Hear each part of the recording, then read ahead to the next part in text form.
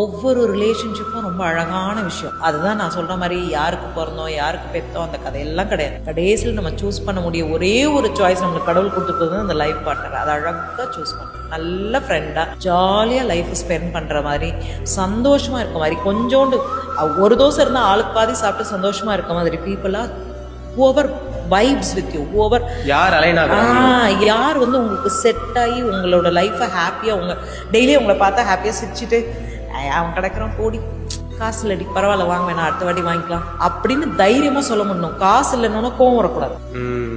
Wife வந்து ஒரு புடவை கேட்குறாங்கன்னு வச்சுக்கோங்க ஃபார் எக்ஸாம்பிள், இல்லை கேர்ள் ஃப்ரெண்ட் ஒரு புடவை கேட்குறாங்க, இல்லை நீங்கள் கட்டிக்க போகிற பொண்ணு ஒரு புடவை கேட்குறாங்கன்னு வச்சுக்கோங்களேன். ஒரு ஆணாக இருக்கும்போது இல்லைன்னு சொல்கிறது வந்து ஒரு மிக அவங்களோட ஈகோவை ஹர்ட் பண்ணுற ஒரு விஷயம். ஆனால் எங்கே உங்கள் ஈகோ ஹர்ட் ஆகாமல் யார்கிட்ட உன்னால காசு இல்லடா அடுத்த வாட்டி வாங்கிக்கலாம் வாடா அப்படின்னு அந்த பொண்ணை உன்னால் கூட்டிகிட்டு வர முடியுதுன்னா that's the right girl for you.